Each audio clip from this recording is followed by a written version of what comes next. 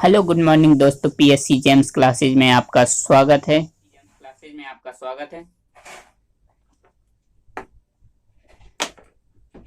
चलिएगा, आज हम पढ़ते हैं मैथ्स और मैथ्स में हमारा आज टॉपिक है सिंपल इंटरेस्ट। ठीक है, सिंपल इंटरेस्ट यानी होता है साधारण ब्याज। सिंपल इंटरेस्ट यानी होता है साधारण ब्याज। आज हम इनको टॉपिक पढ़ना है।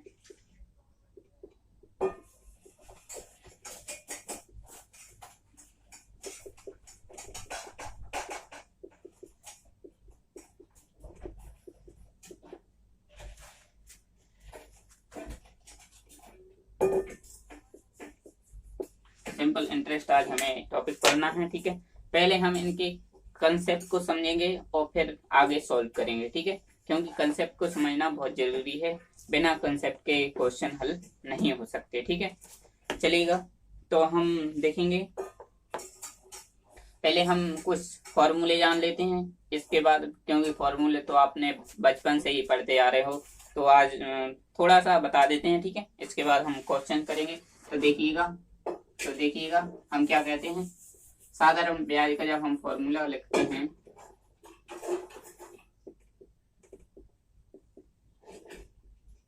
मूलधन गुणित दर गुणित समय बटे, ये तो हम पढ़ते आ रहे बचपन से। ठीक है, ये तो हम पढ़ते आ रहे।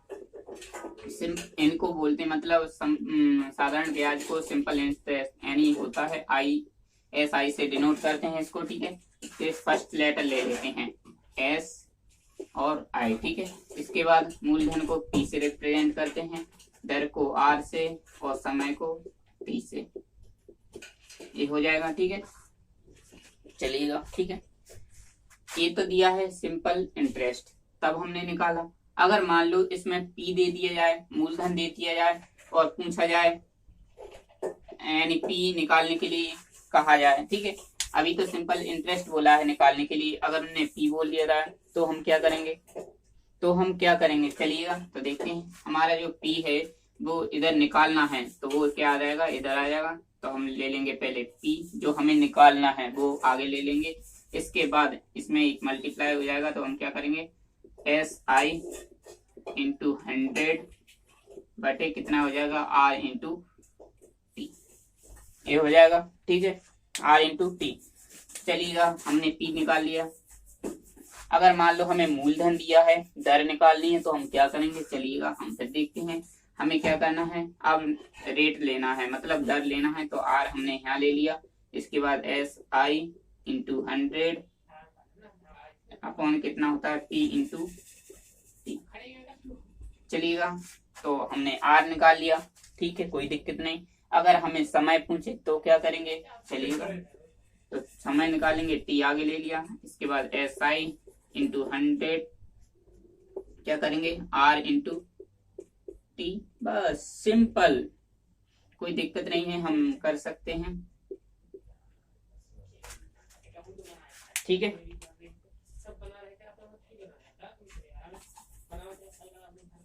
चलिएगा पहले आप इसको नोट कर लीजिए, फिर हम आगे बढ़ते हैं।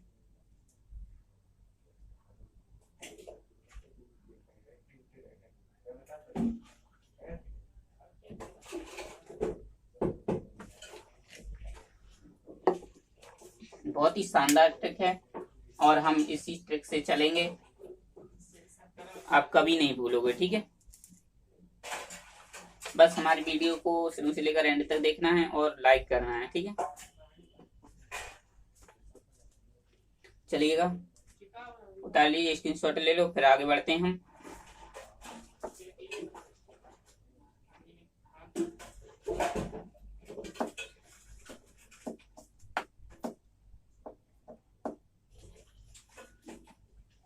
ठीक है, कोई दिक्कत नहीं।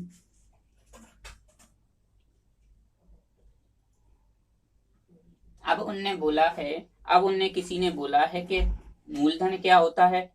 मूलधन यानी होता है, हमने बोला है P यानी होता है हमारा मूलधन होता है।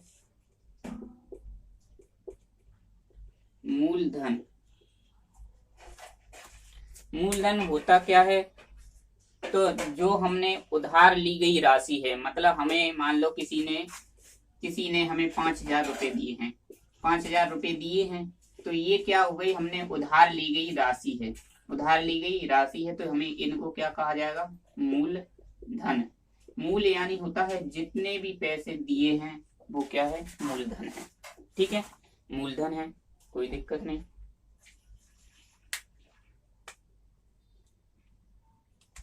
अब जैसे मान लो कि समय तो हमें पता है कि जिस पर ये मूलधन पर कितने वर्ष के लिए दिया जाने वाला है, मतलब कितने, 2 वर्ष के लिए, 4 वर्ष के लिए, 6 वर्ष के लिए, 10 वर्ष के लिए, कितने वर्ष के लिए उधार दी गई राशि है।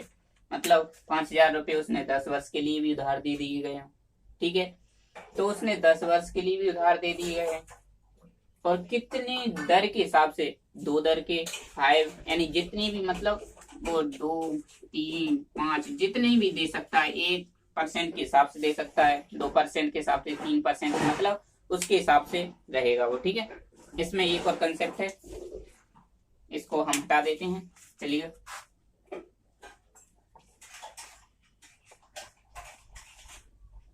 चलेगा।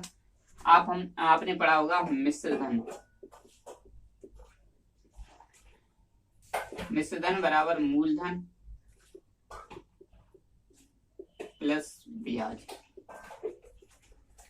हमने माना कि 5,000 रुपये थे हमारे पास, अगर इस पे उसने इतने % की हिसाब से इतने समय में जो पैसा आया, मतलब हमने 200 रुपये लगाए, यानी ब्याज। अगर हम इनको टोटल कर देते हैं, हमारा मूलधन प्लस जो ब्याज है, अगर हम इनको जोड़ देते हैं, तो हमारा ये क्या आ जाएगा, मिश्र धन। मिश्र धन को हम डिनोट करते हैं किससे, ए से। ठीक है, मिश्र धन को हम किससे डिनोट करते हैं, ए से, और मूलधन तो पता है पी से, और ब्याज को है एस आई। ठीक है, ये हो गया। चलिए, कोई दिक्कत नहीं।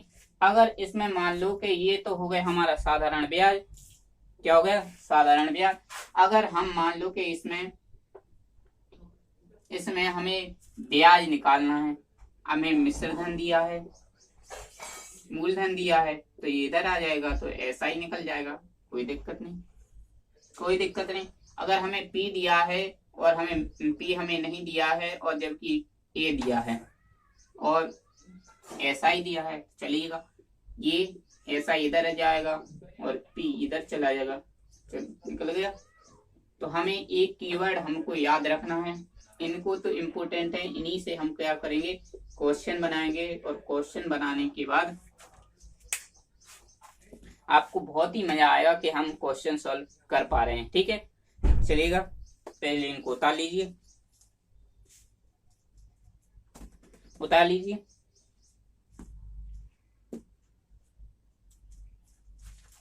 ठीक है,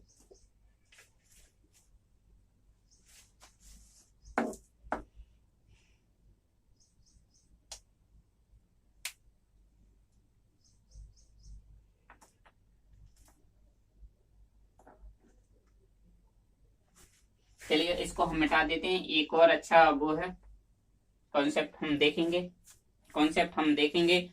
अगर मान लो कि उन्होंने हर वर्ष में अलग अलग ब्याज दर दी है, अलग अलग क्या दिया है, समय दिया है, अलग अलग ब्याज दी है, अलग अलग, मतलब पहले वर्ष में, पहले समय, मतलब पहला समय है, मतलब T1। ठीक है, ये हमारा T1 है, समय है। इसमें उन्होंने R दर दिया है, R1 दर दी है। ठीक है, इतने समय में इतनी दर दी है। ठीक है, और मूलधन तो हमारे लिए मतलब पता ही है कितना मूलधन है। ठीक है, ये हमारा मूलधन हो गया। मान लो इतने समय में, एक वर्ष में इतनी दर, दूसरे वर्ष में इतनी दर, और तीसरे वर्ष में इतनी दर, मतलब समान दी है। ठीक है, इतनी दर हो गया। तो अगर हमसे पूछा गया है कि ब्याज की दर हो तो उसमें क्या निकालना है, साधारण ब्याज निकालना है। तो साधारण ब्याज निकालना है तो अलग अलग दर भी दी है, समय भी दिया है, पर हम क्या दिया है, पी निकालेंगे। T1 R1, T2 R2, T3 R3, ये आ गया। ये साधारण ब्याज P बराबर T1 R1 T2 R2 T3 R3 ये दिया है, और अपॉन कितना हो जाएगा 100। ये हमारे लिए बहुत ही कंसेप्ट है, मतलब अगर समय दर भी अलग दी हो, समय अलग दिया हो, दर भी अलग दी हो, और हर वर्ष में अलग अलग हो, ठीक है, तो हमें ये फॉर्मूला लगाना है। ये फॉर्मूला हमारा सेट होगा वहां पे, चलेगा, ठीक है, ठीक है, कोई दिक्कत नहीं, चलेगा। आज हम थोड़े से एक दो क्वेश्चन हल कर लेते हैं। कॉन्सेप्ट आपको समझ में आ चुका होगा, इतना डिफिकल्ट नहीं है जितना बोला जाता है। हम शॉर्ट ट्रिक से इनको हल करेंगे, ठीक है, शॉर्ट ट्रिक से हम इनको हल करेंगे। चलिएगा, चलिएगा, बहुत ही अच्छा सिंपल क्वेश्चन लेंगे हम, जिससे कि आपको समझ में भी आ जाए।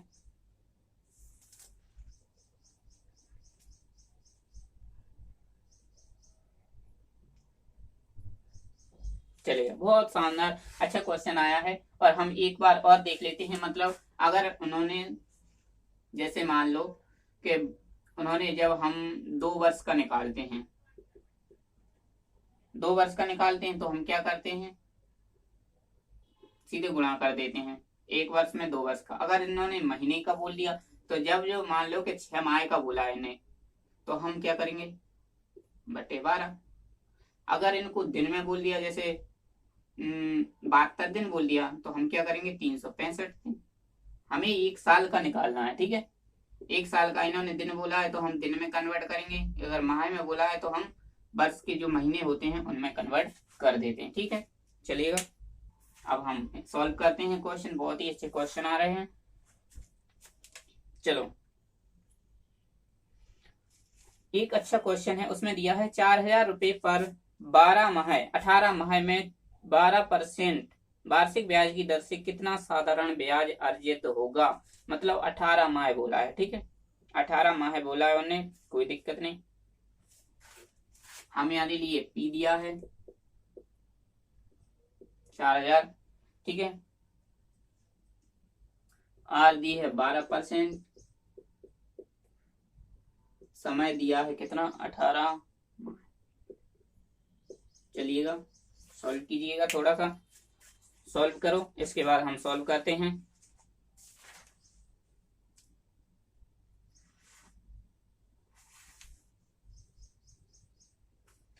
चलिएगा, सॉल्व कीजिए इसको, फिर हम इसके बाद सॉल्व करते हैं, ठीक है।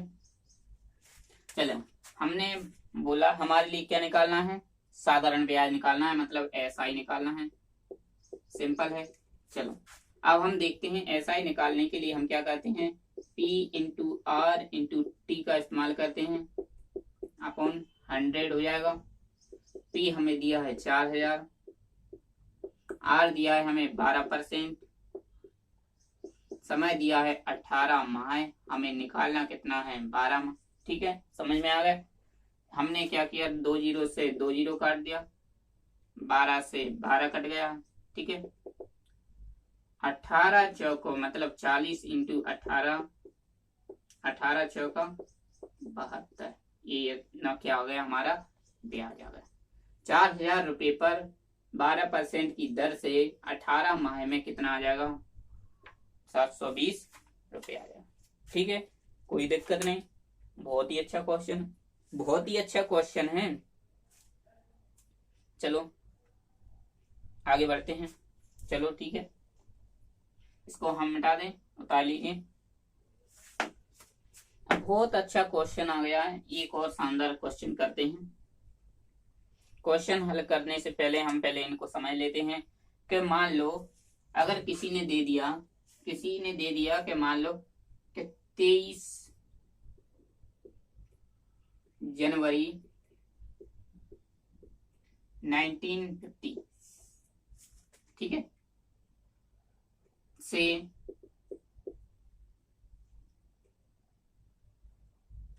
25 फरवरी 1915 तक के समय का ब्याज निकालिए। इतना ब्याज निकालना है, यानी ये क्या दिया है, दिन का ब्याज निकालना है, सीधी सी बात है।